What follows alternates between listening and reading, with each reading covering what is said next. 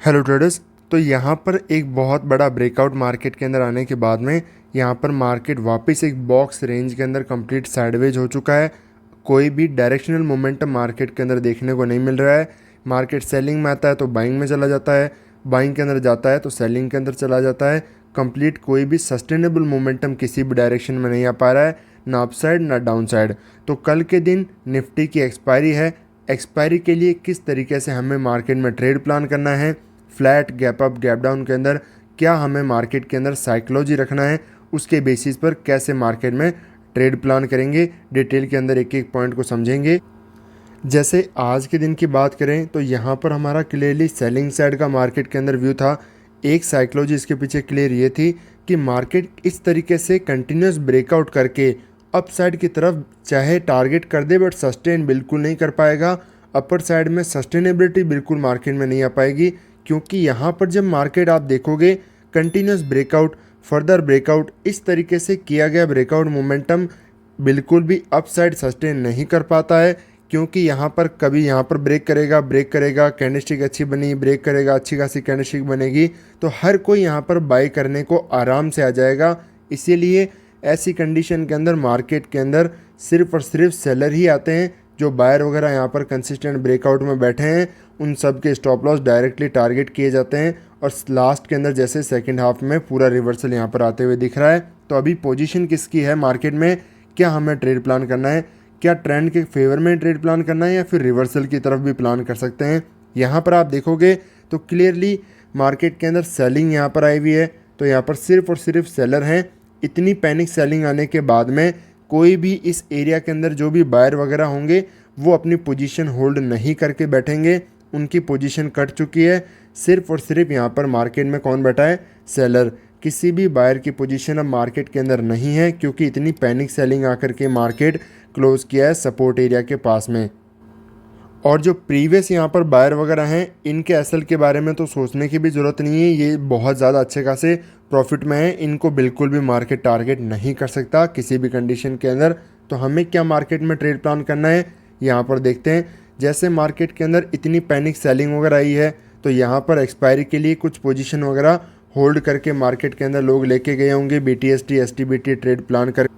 जो मार्केट के अंदर बड़े गैप अप गैप डाउन की खातिर ट्रेड प्लान करते हैं कि जैसे यहाँ के आसपास मार्केट में ट्रेड वगैरह बनाएंगे, अगले दिन मार्केट में होगा इस होप के साथ में कि बड़ा गैप अप बड़ा गैप डाउन वगैरह होगा तो हमें डायरेक्ट मार्केट के अंदर प्रॉफिट वगैरह मिल जाएगा। तो मोस्टली यहाँ पर सेलिंग साइड की पोजीशन वगैरह बनी है। एक अच्छा खासा प्लेयर भी यहाँ पर सिर्फ और सिर्फ सेलिंग साइड की पोजीशन के अंदर बैठा है। तो क्लियरली मार्केट के अंदर स्टॉप लॉस किसके अवेलेबल हैं, सेलर्स के ही यहाँ पर स्टॉप लॉस वगैरह अवेलेबल हैं। तो ये लेवल जो है यहाँ पर इंपॉर्टेंट लेवल की तरह काम करेंगे। ऐसे के अंदर मार्केट अगर गैप डाउन वगैरह ओपन हो जाता है जहाँ सेलर की पोजीशन वगैरह है, यहाँ पर जो भी सेलर वगैरह बैठे हैं बहुत अच्छे खासे प्रॉफिट के अंदर आ जाएंगे गैप डाउन ओपन होने के बाद में। तो मार्केट इनके एसएल को टारगेट नहीं कर पाएगा, इसलिए सेलिंग साइड का व्यू हम यहाँ पर रखेंगे। मार्केट में अगर यहाँ पर सस्टेनेबिलिटी नहीं आती है प्राइस के अंदर तो यहाँ पर सेलिंग साइड का ही व्यू रखेंगे।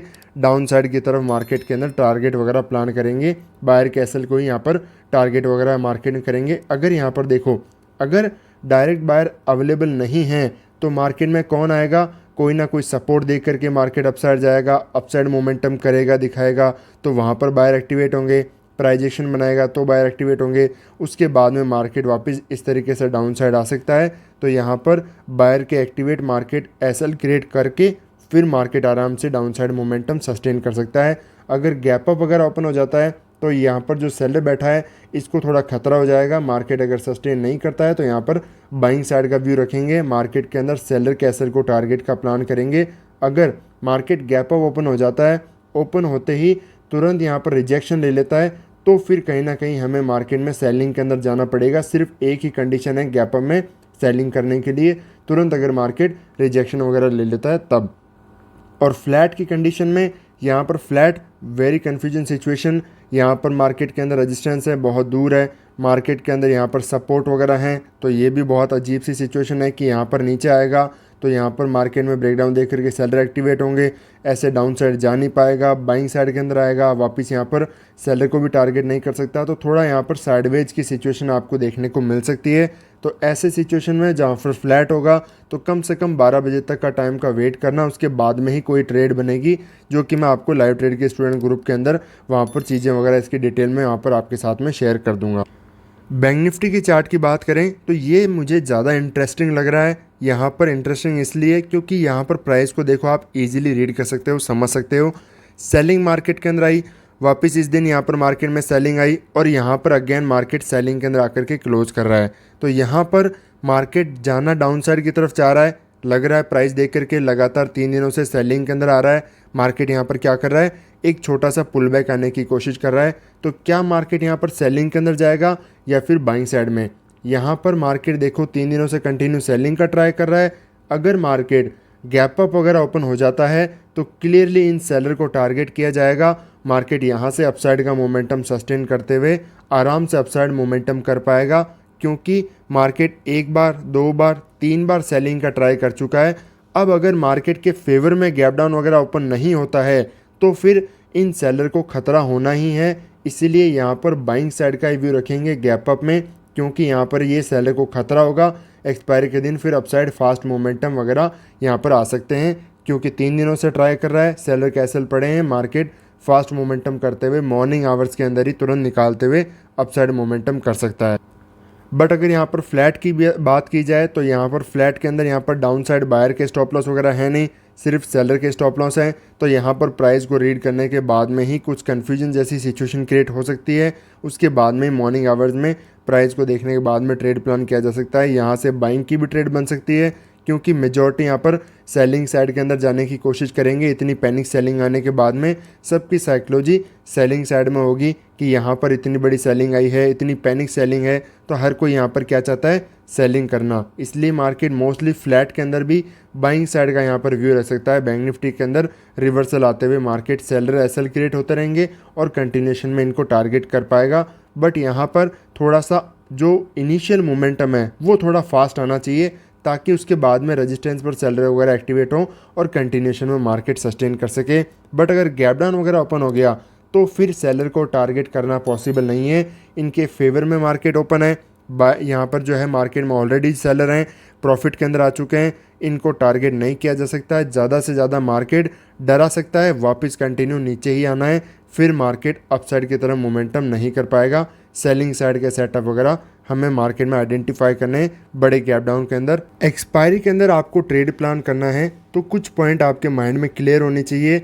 आपको एक्सपायरी में बड़ा मोमेंटम होगा, बिग मोमेंटम हो सकता है, ऐसी साइकोलॉजी के साथ में कभी एंटर नहीं करना चाहिए।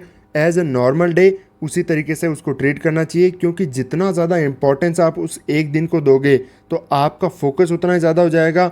वहाँ पर आप एक ही चीज़ सोचोगे कि मुझे आज बड़ा प्रॉफिट हो सकता है, मार्केट बड़ा मोमेंटम कर सकता है। तो ऐसी चीज़ों की वजह से जो आपके डिसीजन है वो गलत जाने के चांसेस बहुत ज़्यादा हो जाते हैं, क्योंकि वहाँ पर आप फिर आपका इमोशन वगैरह बोलना शुरू कर देता है कि नहीं मैंने तो ये डिसाइड किया है, ये हो सकता है और वो हो सकता है। नहीं, मार्केट में प्राइस सुप्रीम है, उसको देख करके ही ट्रेड प्लान करना है। एक दिन के बेसिस पर क्वांटिटी ज़्यादा नहीं करनी होती है, आपकी नंबर ऑफ़ ट्रेड्स भी हमेशा आपको फिक्स रखनी है। जितनी ज़्यादा आप इनको ऊपर नीचे करोगे आपके लॉस होने के चांसेस हमेशा उतने ही ज़्यादा रहेंगे। तो एक्सपायरी है तो नॉर्मल तरीके से उसको ट्रीट करें। हमेशा आपकी जो है प्रॉपर सेटअप के बेसिस पर ट्रेड बनानी चाहिए। उसके बाद में आपके एंट्री और एग्जिट के बीच में मार्केट में कभी ट्रेड को एग्जिट नहीं करना है। हमेशा प्रॉपर एक सिस्टम को, प्रोसेस को फॉलो करें।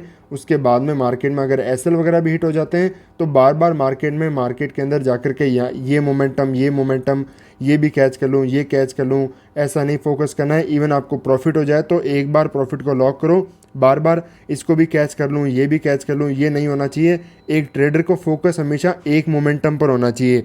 ये आपने कैच कर लिया तो बार बार मार्केट के अंदर ये करूं ये नहीं होना चाहिए, क्योंकि उससे एक दिन के अंदर आपकी हैबिट ख़राब हो जाएगी।